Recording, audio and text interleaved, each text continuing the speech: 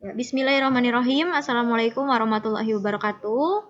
Halo anak-anak, apa kabarnya? Semoga selalu dalam keadaan sehat dan selalu semangat dalam melaksanakan pembelajaran jarak jauh ini. Kembali lagi bersama Ibu akan melanjutkan materi yang sebelumnya.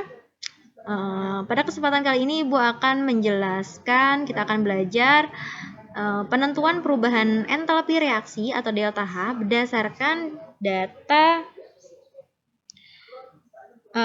data perubahan entalpi pembentukan standar atau delta HF ya. Kalau kemarin kita sudah belajar kalau sebelumnya kita sudah belajar dengan berdasarkan kalau alat kalorimeter. Kalau pada kesempatan ini penentuan perubahan entalpinya ini berdasarkan data perubahan entalpi pembentukan standar atau delta HF ya. Sebelum kita mulai pembelajaran, angka lebih baiknya kita untuk berdoa terlebih dahulu. Berdoa dimulai.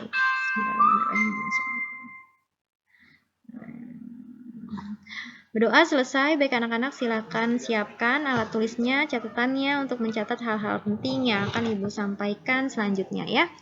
Kita mulai saja.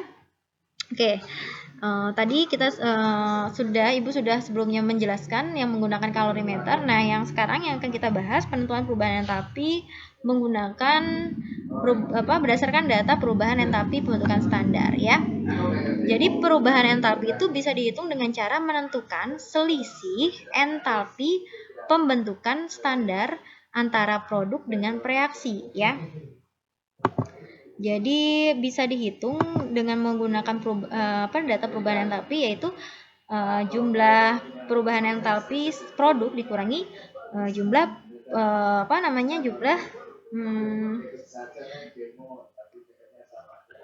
perubahan entalpi atau data perubahan entalpi pembentuk standar pada reaksi. Ya, kalau produk itu kan biasanya di kanan panah ya. Di kanan panah kan itu produk.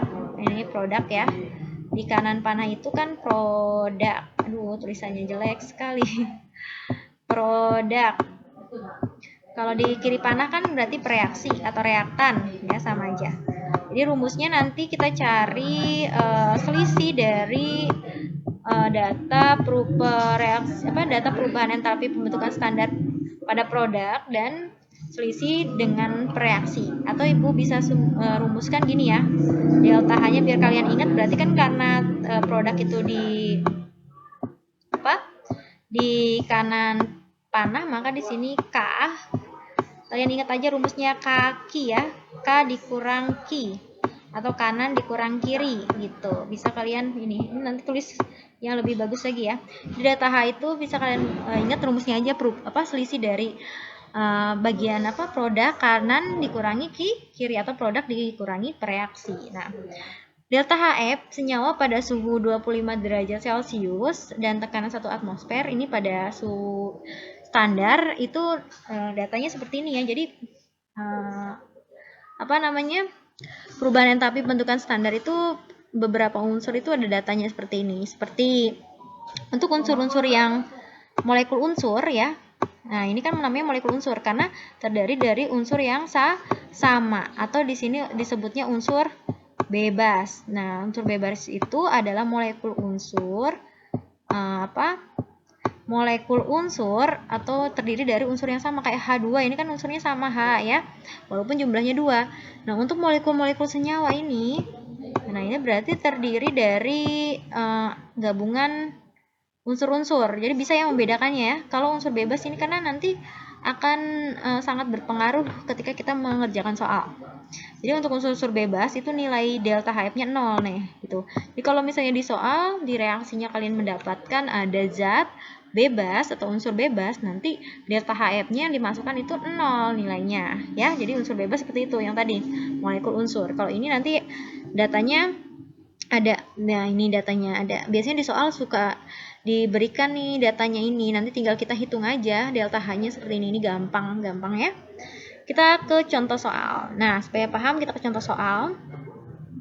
Perhatikan data entalpi pembentukan standar atau delta HF beberapa senyawa berikut.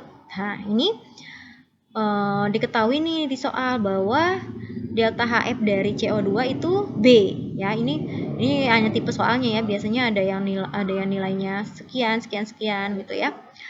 H2O-nya ini C. Oke, jika diketahui delta H pembakaran gas C4H8 sama dengan min A kilojoule per mol Kelvin, tentukan entalpi pembentukan standar dari gas C4H8. Nah, di soal ini, kalau jenis soal ini, delta H-nya itu malah sudah diketahui, yaitu min A gitu ya. Malah yang ditanyakan itu malah entalpi pembentukan standar dari gas C4H8 gitu ya. Tidak selalu di soal itu yang ditanyakan delta H. Ya kalian tinggal sesuaikan saja gitu dengan apa yang diketahui di soal ya. Nah, kita coba jawab ya. Kita buat dulu karena di sini adalah reaksi pembentukan.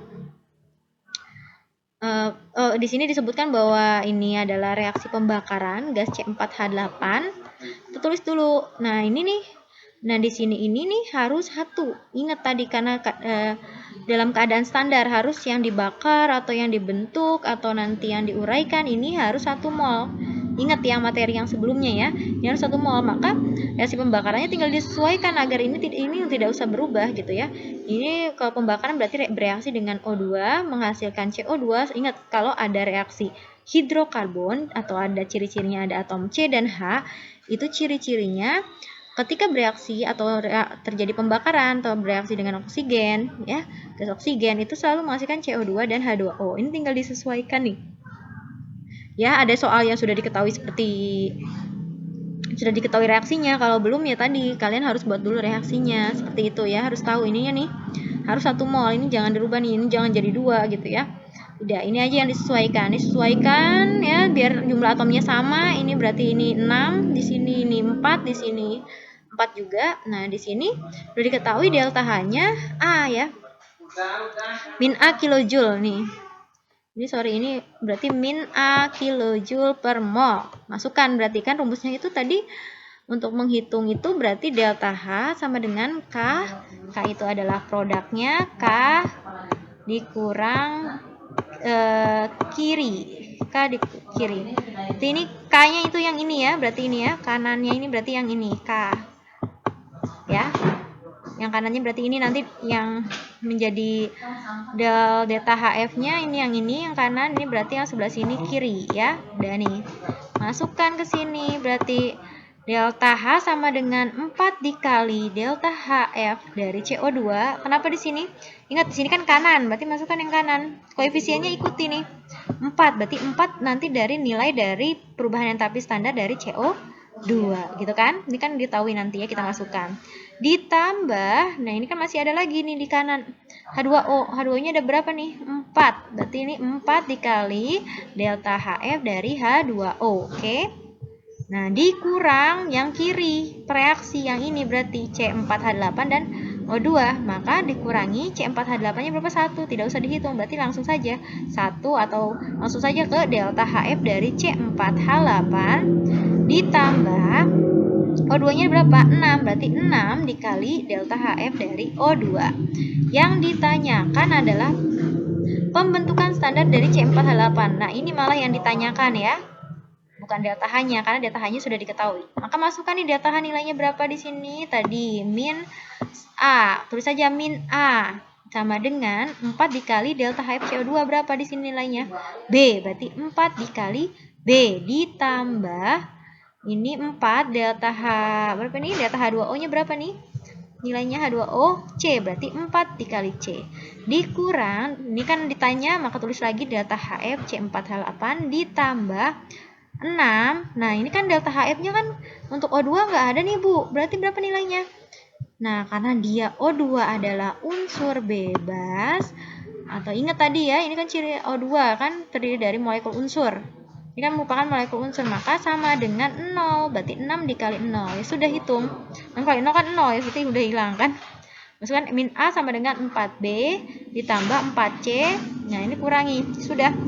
Ini pindah ruas, ini tadinya negatif menjadi positif. Ini tadinya negatif berubah jadi positif. Berarti 4B ditambah 4C ini pindah ruas jadi positif. Plus A sama, jadi delta HF dari C4H8 sama dengan A, biar berurutan ya, ini ABC bisa ditulis juga sama aja nih ya. A ditambah 4B ditambah 4C kilojoule per mol. Ini kalau contoh soalnya seperti ini ya, karena ini huruf, ya nggak apa-apa sama aja ya. Gitu. Oke, gitu ya, jadinya gampang, pokoknya inget aja rumusnya kiri dikurang kanan ya, jadi gampang lah ya. Jadi rumusnya tadi kiri dikurangi kanan. Salah. Oke, gampang ya tadi, gampang banget kan untuk yang menentukan perubahan entalpi reaksi dengan menggunakan data perubahan entalpi standar ya, perubahan entalpi pembentukan standar. Gampang banget intinya. Tadi delta H bisa dihitung dari jumlah perubahan entalpi standar dari reaktan dikurangi produk dikurangi reaktan ya, atau gampangnya kaki ya, kanan dikurangi kiri, atau produk dikurangi reaktan atau reaksi, sama aja, gampang. Ingat aja kaki ya, kanan dikurangi kiri, tinggal masukin datanya. Kalau molekul unsur nilainya 0, nah sisanya tinggal dilihat di data yang ada pada soal ya. Jangan lupa reaksinya sesuaikan, ada koefisiennya, itu harus tahu ya koefisiennya. Itu dimasukkan jumlahnya, dan reaksinya harus dalam keadaan standar, jadi harus dalam 1 mol, entah itu reaksi yang pembakarannya, reaksi yang dibakar, ataupun yang dibentuk, yang diuraikan nanti ya, seperti itu. Gampang untuk yang ini ya, jadi banyak berlatih lagi untuk lebih memahami ya, karena walaupun gampang tapi kalau tidak dicoba tetap saja nanti nggak bisa ya. Nah, mungkin cukup sekian yang Ibu bisa sampaikan. Jika masih ada yang ingin ditanyakan, yang kurang dipahami, silakan bertanya di kolom komentar ataupun di WhatsApp atau di Google Classroom. Ya, Ibu akhiri. Wabillahi taufiq wal hidayah. Wassalamualaikum warahmatullahi wabarakatuh.